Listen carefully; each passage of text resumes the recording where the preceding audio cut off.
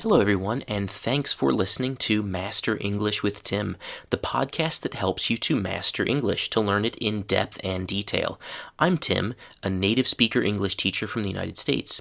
I have 17 years of experience teaching English, and I'm also a polyglot, world traveler, and author of several dictionaries of the most used words in English that I wrote just for people like you. Now, in last week's episode, which was one of my most popular and downloaded episodes so far, I told you all about 10 or so positive phrasal verbs. The reason I chose that topic is because it is fun and helps you sound more natural and more like a native speaker. Since so many people downloaded last week's episode, I decided to continue this week with a new topic that will also help you sound more natural and help you communicate better with native speakers. So in this week's episode, I'm going to tell you about small talk. Small talk is a type of conversation that is very typical of English native speakers. Small talk is very light or unserious and also quite informal. Small talk generally starts with quite standardized conversation opening questions, a lot of which you probably already know. Here are some examples of these small talk questions and answers to them. Let me give you two examples of these questions with different possible answers. So first question is, hey, what's going on, Tim? Let me just repeat that. Hey, what's going on, Tim? Now again, a little bit more naturally. Hey, what's going on, Tim? Now, before I move on to the answers, let me explain that this question, hey, what's going on, means the same thing as what's happening. The most common answers to these questions are not much or nothing much. From there, the person who received the question can do one of three things. First, they can say nothing more, which pretty clearly signals to the other person that they don't want to get into a conversation. This doesn't have to be a bad thing. For example, just this evening I was walking around the block and saw a neighbor. We don't know each other's names, and we both were walking in opposite directions, so it really just didn't make sense for us to keep talking, but it was polite to say at least something to each other instead of walking past each other in silence. If, on the other hand, the situation allows the two people to continue talking, for example, if they're sitting next to each other and or they know each other a bit better, the dialogue might go something like this. Hey, what's going on, Tim? And the answer would be something like this. Nothing much. How about you? This response signals a more or less neutral interest. This person might be open to the possibility of more small talk, or they may not be. Now, you might ask yourself, then why did the person ask, well, how about you? Well, the reason is that the person who says that might also be expecting a similarly formulaic answer, like, oh, nothing much. They do expect a certain answer and they want to be polite, and so they're saying something in response. Or it could be that they actually want to hear, what you have to say, and you can judge that by a person's body language in the general context. It's also possible to make mistakes. It's not a tragedy. So, a third possibility is that the person who received the question actually says what's going on. So in that case, the dialogue might go like this. Hey, Tim, what's going on? Oh, I'm just out for a walk. I really needed to get some fresh air. I've really been spending a lot of time in the office, you know? If someone answers like this, then it's pretty clear that they are open to talking a bit more. Now, let's move on to the next possible question. That question is the very short and simple, what's up? This question really means the same thing as what's going on. So, let's do a micro dialogue with this question. So this dialogue will use again the question, what's up? There are before we actually get started with this question, what's up, I want to point out three things about it. The first thing about what's up that you need to know is that it is even more informal than what's going on and what have you been up to. And that brings me to the second thing that you should know, which is that this very general and even more informal question gave us the name of the popular messaging app with the green background. That app is, of course, WhatsApp, which sounds a lot like what's up. The last thing to note about what's up is that you really need to say it with a neutral or even falling tone in your voice. Now let's do a dialogue. Hey Jason, what's up? Nothing much. What's up with you? Nothing much either, just waiting for the summer to come. Okay, that's all for the dialogues with our two questions, what's going on and what's up. I do want to add one more thing that is true about both of these questions, which is that it really helps to make the other person feel more comfortable if you use their name at the beginning of the question. If you don't know the person well, it shows that you remember their name, which makes the person feel more important and valued. But what happens if you don't know the name of the person you're talking to? Well, in that case, you can use either, hey, what's going on, or hey, what's up, because both of these questions mean what is happening. Again, hey, what's going on is informal, and hey, what's up is even more informal.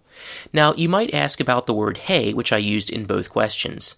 Hey is the simplest and most informal greeting in English, but it also is a way of getting another person's attention so you can tell or ask them something. So, for example, imagine that you are sitting next to someone on the bus and see that something has fallen out of their pocket, and you don't want them to lose it. In that situation, you could say, hey, something fell out of your pocket. This is a pretty normal thing to say, and it is not impolite, but a more polite way to say this same thing would be, excuse me, something fell out of your pocket. So, let's move on to a slightly different type of small talk question, one that focuses not on general events, but instead on the feelings and experiences of the person you are talking to. There are several very common ways to ask about another person's feelings. We have, for example, how are you? And the slightly longer, how are you doing? A third question, which means the same thing, is how's it going? So we have, again, how are you doing, and how's it going? There are lots of ways to answer, but in English-speaking countries, there's a general social pressure to say that things are going at least okay, if not better. So some answers of this type will be not bad, pretty good, or pretty well.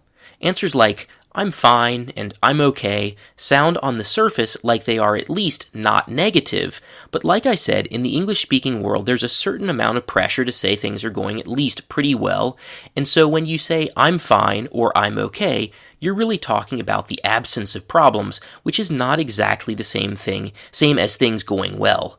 I also would like to point out that intonation adds a lot to meaning. A flat, I'm okay, is very different from I'm okay, with rising intonation. This fact about intonation is also true of the question itself. If you say flatly, hey, how are you? You are doing the minimum of what's expected in a conversation, and therefore the other person will also probably give a minimal response. If, on the other hand, you use rising intonation, like in, how are you doing? Then it signals that you really want to know about the other person.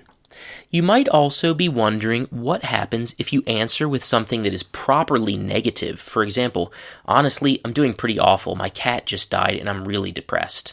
Well, I did say that there's a certain pressure to be at least a little bit positive, but if you go against expectations by being negative and honest, the sky is not going to fall on you or the person who asked the question, and they might just appreciate your honesty.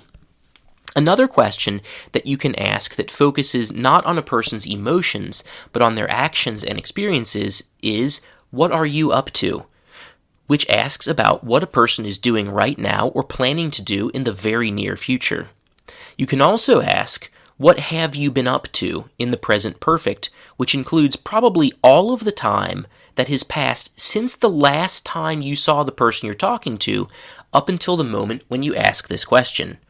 And just like with the other typical small talk questions, the person's answer indicates how strong their wish to continue the talk is. So if someone asks, hey Kate, what have you been up to? And the other person answers with, oh, nothing honestly, or oh, not much, and says nothing more, that means they can't talk or don't want to. If on the other hand they say, oh, not much, how about you? It is not a strong indication one way or the other if they want to talk more. If someone answers with something more complex, like, oh, not much, well, the weather has finally gotten better, so I went for my first run of the spring yesterday. How about you? Then you will understand from their longer, more detailed, and more specific answer that they're ready for conversation. It is more personal and signals a stronger desire for the conversation to keep going.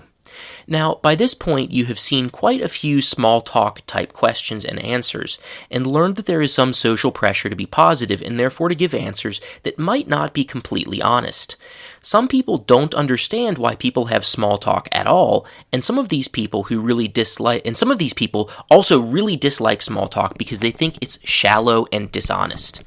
My response to the people who don't understand why we have small talk is that people from the US generally don't like silence much.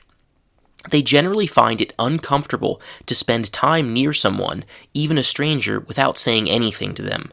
I also would like to point out that not every play you watch is going to be Shakespeare, that not every person you enjoy spending time with is your very best friend, and that not every date you go on is going to lead to you meeting the love of your life.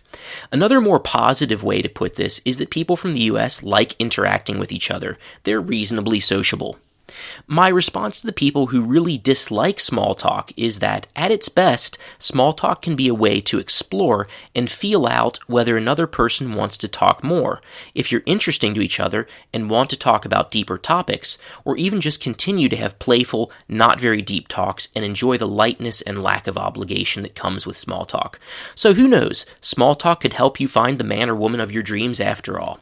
Okay, thanks everyone for listening. I will see you next Monday. In the meantime, please leave a review of my podcast if you're listening on Spotify or Apple Podcasts, or leave a comment if you're listening on my personal website, EnglishWithTim.com. Until next time.